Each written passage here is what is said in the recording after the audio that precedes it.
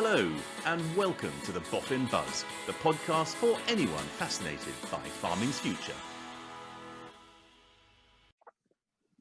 Well, hello again, and welcome back to the Boffin Buzz. And we are continuing our journey through farming and innovation insight with Adam Hayward, our farmer from Bishop Burton in Yorkshire. But just before we introduce Adam, a quick reminder again that Basis members can claim CTD points from listening to the Boffin Buzz. So keep listening, and we'll tell you at the end of this episode how to claim your point. But anyway, without further ado, we welcome back Adam Hayward. Adam is a farmer from East Yorkshire who recently joined us as a slug sleuth in our Slimers project. So welcome back, Adam. Would you like to just briefly introduce yourself? Yeah, hi, I'm Adam Hayward, as I've already been introduced by Tom. We farm in partnership with a family business just in East Yorkshire, just close to Hull, close to the Agricultural College of Bishop Burton. We are free draining soil, so we've got a nice chalk bed underneath us. So we're just upon the Yorkshire Wolds is the predominant area where we farm. Yeah. Fantastic. Well, as I say, Adam has joined us on our Slimers project. So Slimers is strategies leading to improved management and enhanced resilience against slugs. It's a 2.6 million farmer-led research program led by Boffin. And we've got 6 project partners, including Harper Adams University, John Innes Centre and the UK Agritech Centre. They're our research partners. So it's funded by the Small R&D Partnerships Project, part of DEFRA's Farming Innovation Programme, and which is delivered by Innovate UK. Now, the thing about slugs, we all know how bad slugs are, but as a national picture, slugs they are arable farming's biggest pest, and they cost the industry about £43.5 million every year. Obviously the challenges on controlling slugs are quite huge now with the ban on metaldehyde. So there's now only one chemical control of slugs, which is ferric phosphate pellets. And this is the problem, isn't it, Adam? That, we've been spreading these pellets willy-nilly all over the place. As far as we know, they're safe and it's fine to do so. We do it within the guidelines and so on and so forth. But we put a hell of a lot of those pellets out there, and we just don't really have a really good idea of where those slugs are. So, I know how bad slugs are on my farm at home. Give us an idea of the battle that you've had against slugs. Yeah, it is the battle. That's a good way of describing it, because the slug is...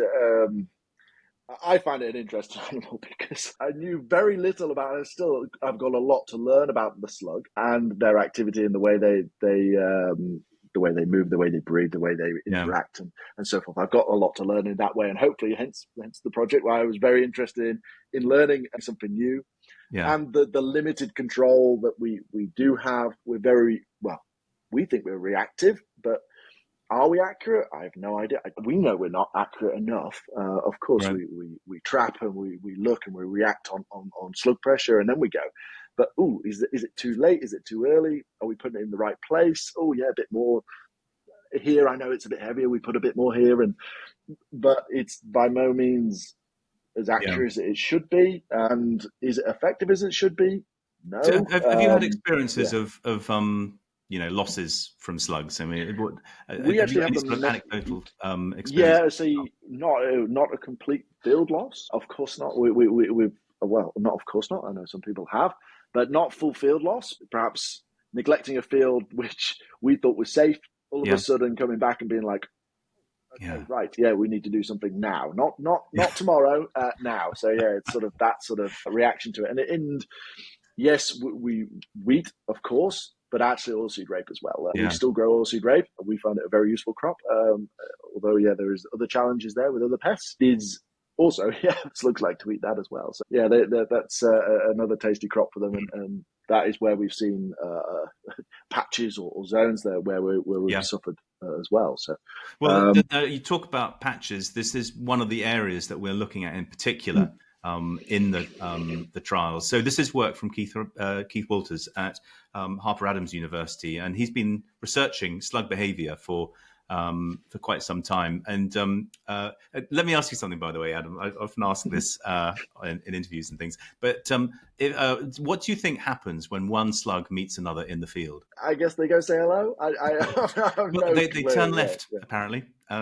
This is according to Keith's research, because which sounds bizarre. And why is that interesting? Well, it means that they gather in patches. If you think about it, the more slugs they are, the more they gather in patches. And this is Keith's work that he's found, and it's definitely a thing that they do gather in patches. What's more, he has been able to relate the specific qualities about the soil that makes those slugs gather in patches, to the extent that we could actually apply pellets to patches in our field and control the majority. And we don't know exactly what percentage yet of the slugs in that field. Just by treating those patches, and that's the point of the trials that we're doing. So we're looking to we know that that's a thing.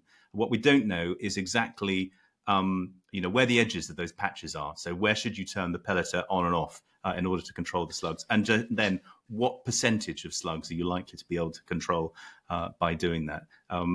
So that's the point of the projects that's one of the points of the project that we're looking to do, and you're involved in that. So and you've got just describe the field where the trial is taking place, and what's been set up in that field for us. So yeah, the Hotel Corner, if you want to know the name of it, of course, a traditional farm name for a field. You select that, of course. It's following its first week following Orchard Grape. It has a heavy part to it. Yeah, again, we don't have super heavy soils as some people do, and we're very fortunate with our soil. But there is just a patch or a zone that slightly rises. And when we were setting the trial up, I said straight away, in the gate, up one tram line and go left. That is where it is. Right. I didn't really need to, as soon as the soil map was done, it was confirmed that is the correct area. I was like, yeah, that's exactly where I would envision the best place for it to be. And in the field, there is a lot of traps. But yeah, there's a lot of traps laid down. Yeah, so that's a hectare area of your field that I think Clive Blacker from Aggravation, he came and did a scan of your field first, I think, didn't That's he? right. Just Yeah, so scanned it right and then laid the traps out. Yeah. And sort of first was a bit daunted. So that's a lot of traps. And then I think after the first day, I spent a long time picking up the traps because I think we all learned together that they blow around in the wind. Luckily, we have stones. Did you lose them? Now, by the way, listen. Apologies for that, Adam. So it would the advice from Keith. So this is 100 traps that have been laid in a hectare grid, 10 meters apart. So last year. And Keith always gave the advice you should weight it down with stones in the field. Now, not every field has got stones. And poor old Clive, who I might say laid out something like 2,000 last year across all of our farms, he got to a stage where he cannot cross a field now without picking up a stone because it kind of comes naturally. So we did some trials back last year and looked to whether we could use something different, and we looked at skewers, and so we did some trials. I actually set them up here on my farm in a 70-mile-an-hour wind, and they worked. Unfortunately, what we didn't realize is that if you then put skewers into soft ground, soft cultivated ground, they don't hold very well, and I think that's what happened. So yours were held down by skewers, but and I did do some follow-up trials, and this time I used a leaf blower in softer ground, and sure enough, they failed. So apologies for that. But if you skewer them in an X shape, if you put the skewers through in an X shape, or if you've got stones in the field, that's always the best, actually. The stones were after the second did you time manage of to picking them retrieve up. your traps and reset them? Well, I managed to find them all. Yeah, the first time I went to go count slugs, it was a 3-hour exercise. But now, if I concentrate, I can do it. I can do it in about an hour. Yeah, so that's right. That's the normal times it takes. So have you noticed anything? I mean, do you get the feeling that there are patches within that grid? Definitely. Yeah, right. Absolutely. There's patches. And sort of when I walk, I'm like, I turn over one of the traps and I'm like, oh, wow, there's 4 there. They go, the past one, there was only 1, or there's 1 the other side. So then I start looking at the soil thinking, I can't see any difference here. I sort of know. Yeah. So I think by eye, I can't identify it, but I can identify it by the trap without then opening my phone and looking at a soil map or anything like that. So definitely there is. Also the weather. as well. Doing it on a rainy day versus a Yeah. dry day. It's the simple things like that. You see the differences. So yeah, definitely in zones. Yeah, where they are, and the number of slugs there are. Yeah, it's Right. scare myself seeing that many slugs some days. Yeah, yeah, Yeah, but the have you and we've also set up quadrats in your field. I think it's about 20 quadrats yeah, across the grid, and you're doing all the recording in the. Are you putting it in the Husk app? yeah, yeah. Yeah, Husk app. Yeah, you just go along and boop, take a and picture as that's you go, working and for you, is it? yeah, absolutely. Yeah, you've got. I find I focus, and I really focus on that, and I turn off notifications, and I just concentrate on the app. That's Right. a lot easier because if you're getting phone calls and trying to do emails as you do it, you get lost because you can't record and do it all because you have to click and press and click and press. So yeah, you Yeah. have to concentrate. It does require concentration. Yeah, Yeah. yeah, So, how are you getting on with the quadrats? So, the idea of the quadrats is we want to get an idea of crop growth across your grid, and also any patchiness that might appear. We're hoping that we'll see some patchiness in the growth. I mean, I might say what we did in the first year of the trials was we asked people to judge their trial and the growth in their trial. But the problem is, one person's, judge it from a scale of 1 to 6 or something, I think it was.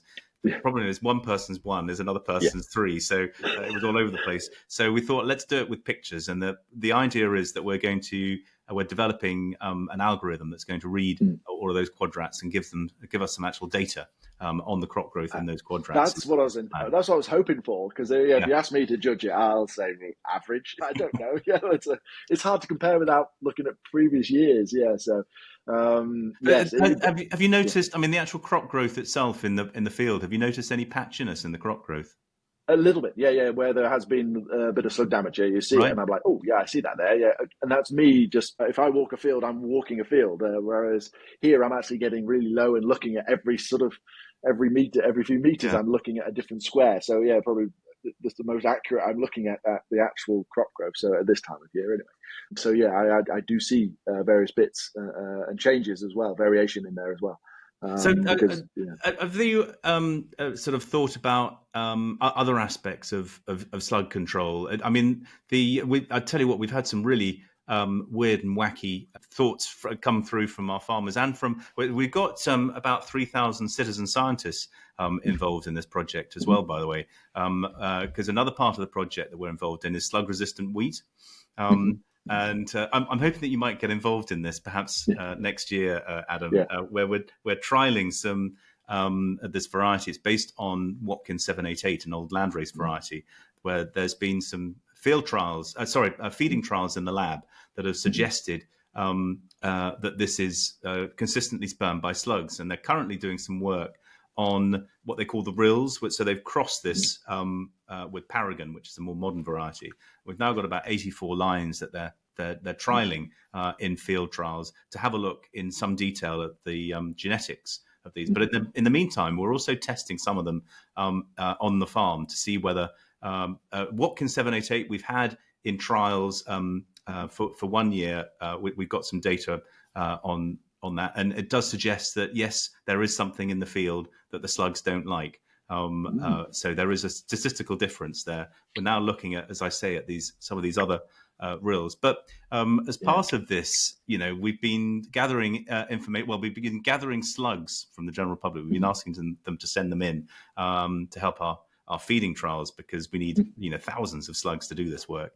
But we've had loads of suggestions from them, from gardeners and things, as well as from our farmers, on how to treat slugs. Anything from beer, apparently they don't like, to salt, to copper lines and things. I mean, obviously things that you can't put in the field. But another interesting one is ducks, for example. Ducks eat slugs. Ducks. So Ducks whether do you eat could slugs. have Yeah. Okay. Yeah. Yeah. Okay. whether you could have sort of mobile pens running through your crop, where you have Maybe. ducks penned up, a bit like people have chickens, don't they, when they move chickens from Yeah. place to Yeah. place. I'm always open to suggestions and ideas. As yeah, definitely. But managing that number of ducks, Yeah. I can see that being a logistical Well, nightmare. one Yeah. other thing, and I'm of very course, open for it. Yeah. this may tie in with your involvement as a leaf farm, is beetles. And I don't know whether this is something you've thought about on the farm in terms of what contribution beetles have on slug control.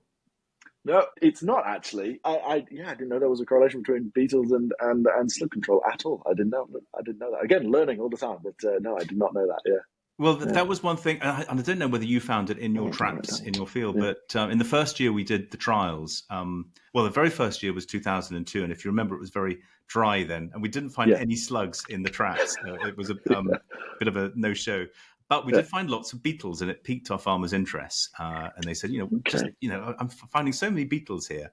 What is the contribution? And we don't actually know. That's the thing. Right. We know that beetles are in our fields, but we don't know to what extent, and we don't know whether they actually make an actual I contribution. have spiders in my traps, but I don't have and Spiders, worms, but I don't have beetles. right? Yeah, yeah, oh, yeah. Yeah. Yeah. That's quite a few Well, spiders. yeah. I mean, well, it's an interesting one, I suppose. Do you apply insecticides on the farm? Only we do, but only as on last resorts. Yeah, yeah, Yeah. yeah. Last resorts. Yeah, Yeah, because but that's it's another not thing common. that we don't know. What the effect on beetles and on beneficials is of. Well, I suppose there have been sort of Yeah, various studies done, but we haven't got an awful lot of data on yeah, that. But okay, yeah, I mean, yeah. that's an area that I don't know whether it all depends very much on our farmers actually as to whether we do Mm. some more.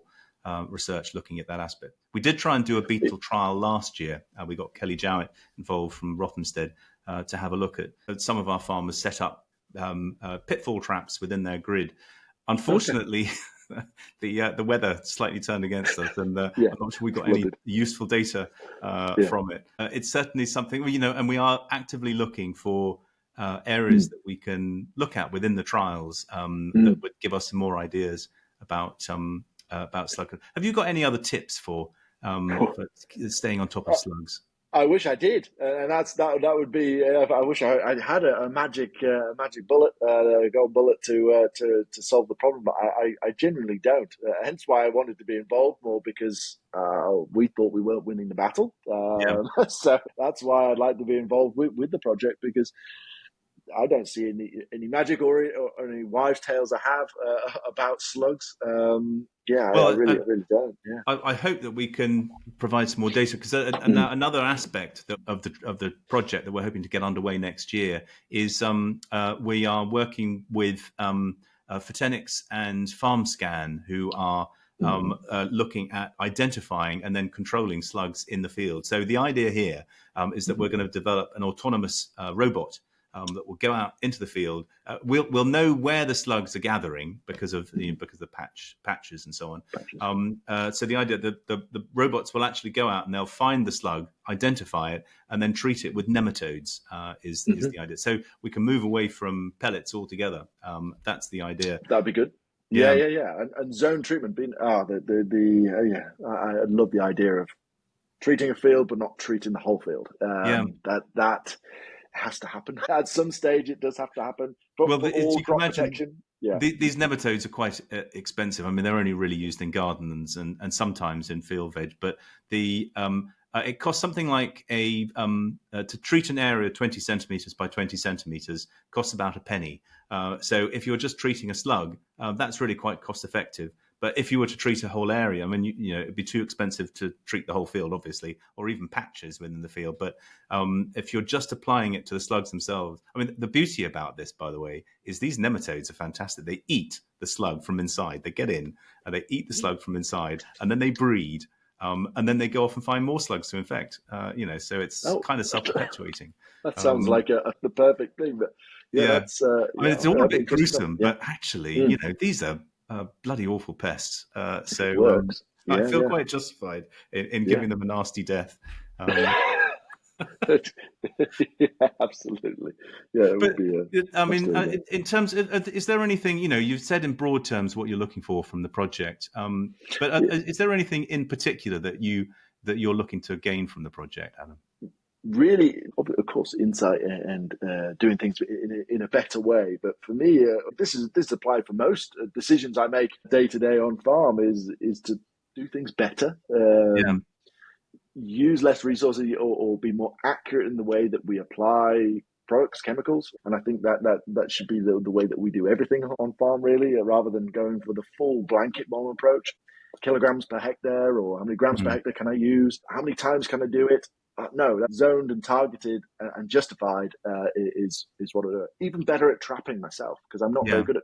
Oh, I just have one trap, just it's past the second tram line, and that's my one trap in a field, and that's all I do. Yeah, at the Mm. moment. And so this is the first time I was 100 traps to go at in a small area. I learn as well, and identifying the slug and being quick and responsive. More regular trap setting and monitoring. So yeah, having a bit of a log of myself, of what's Yeah. worked, what year, what seed rate, doing that side, because at the minute we adjust the seed rate slightly for slugs. And we know a Yeah. slug prone zone, so we up the seed rates as a bit of a sacrifice. It's pretty common practice, but that's something that we do. And then, Let me get so your little things. thoughts on this one Yeah. aspect that I'm thinking of bringing into trials, and I don't know whether you think Yeah. this is a good idea or a bad idea. So one of the lines that as I said, we've got these 84 rills, and we know that, and they range in susceptibility to slugs. Some of them are better than our Watkins 788 original line. Some of them are worse than Paragon that we've crossed it with, and we've also done. We know from previous work in this area, we've tested some elite lines, and we know that even some of the elite varieties that we're using on the recommended list vary in their susceptibility to slugs. None, by the way, the trials that we did, none of the ones on the recommended list were as good as Watkins 788. But as I say, we've got what we're currently trialing is line 64, which is better, apparently according to the trials, than Watkins 788, and line 50, which is worse than Paragon. We want to get an idea of two at either end. Now, obviously, all of the farmers who are trialing them are interested in line 64, but I'm quite interested in line 50 to see how that performs. And I'm thinking, and I don't know what you think about this, what about, once you know where your areas are, your patchy areas, you apply, instead of upping the seed rate, you just go into those areas and supplement the seed that you've got there already with some line 50. The idea being that the slugs will then eat the line 50 and they won't touch your variety. I can see it working on a trial basis, but as a What field do you think? scale basis, Would I you? think Do you think there's a possibility there? it's possible to do with the right equipment and the right mapping. You could do it definitely. Yeah. It'd be difficult because how do you have a control? Yeah, you need a control, of course, as well. But yeah, that it could be done. Could be patched and zoned. Yeah, I mean, It take a lot of work. I have to say the reaction I've had from one or two farmers who I've suggested that to, they said, Tom, the last thing I want to do is put something in my field that's going to attract slugs. The whole point is to put something in there that doesn't attract them. And it has to be said, if you give them a food source that they're enjoying, then presumably they'll reproduce more, or they'll produce more slugs. So once they've finished off the line 50, they'll start chomping into your farm variety anyway. So it might not be a particularly good tactic to take. But you'd hope they get away, or you could interrow it. Actually, that would be a typical way to do it. Just thinking how you could actually do it over wider row spacing and interrow sow it as a sacrifice. But I guess it could be an expensive sacrifice. Yeah, it might be something worth doing. I don't know. Perhaps if you're interested, Adam, we might try these trials next year. See how we get on. But if it's feasible, it sounds good. Yeah. But this is kind of the thing, that this is what I like about farmer-led research. It's about the co-creation of the trials, and I hope that's one thing that you're going to get out of the project, and you are getting out of the project. This the involvement with the scientists and being able to actually shape the trials that we do as well. I mean, I don't know whether you do this at all on other projects that you're involved in. We do various ones with the Agri-Tech Centre as well, where it will be a random project. Sometimes we hear things, some things we don't, but not as on farm based as Boffinet. Yeah. Yes, we hear stuff, but it's more, I would say, research led than farm driven. Yeah. That's the normal path for trials, is that it's been research led, which is incredibly almost impossible to commercialize or implement on farm. Makes them very difficult to do. Whereas this, is completely different. Of course, one of the aspects about on-farm research is that a lot of the time you're looking at concepts that are way away from actual commercial reality. I mean, with the Slimers project, we've got our the patch location thing. We're very close to having a commercial product, and we're in the very last stages before a commercial launch. Now, we're hoping that soon after the project ends in 2026, there will actually be a precision application software that you can get, which will actually do the job for you, and apply your pellets where they're needed. But that's quite close to market. Whereas the slug-resistant wheat, we haven't even found the genetics. There's work going on at John Innes Centre at the moment, looking at quantitative trait loci, as they call them, which is the trying to zone in on the areas of the genome of interest. But they don't know yet whether it's one gene or a whole basket of genes they're looking for, whether it can be introduced by gene editing or some other means or whatever, whether there is actually a genetic thing that you can do about it. So, and that's the difficulty with research. A lot of it is, but it's, I love it. It's really exciting stuff. Oh, it's interesting. It's super interesting stuff. Yeah. If they can work or solve a problem with a bit of brain power, it's brilliant. Yeah, definitely is. Yeah, absolutely. Well, look, I think that's all we've got time for. Again, Adam, look, it's been a real treat to chat with you today, and thank you so much for joining us on the Boffin Buzz, and also giving us an insight into your farm as well. For those who haven't heard it, do please go and listen to the other episode where we've been talking to Adam, which was talking a bit more about the farm background and about Adam's background as well. But we've had a great chat about Slimers. Thank you so much for being involved in the project, by the way, Adam. Thank you for organising. Yeah, no, not at all. And thank you very much again for joining us on the Boffin Buzz, Adam. Thank you. Thanks. And now, don't forget for those basis members that you can claim 1 CPD point after listening to both episodes of the podcast with Adam. So we gave you the first part of the code in the first episode of this podcast. So the second half of the code that you will need to claim your point will be coming up within this podcast as well. And then you put the two codes together and email cpd@basis-reg.co.uk. So that's Charlie Papa Delta CPD @basis-reg to claim your point. Well, look, thank you so much, everybody, again, for joining us. Thank you very much to Adam as well. And we'll see you again on the Boffin Buzz. And goodbye.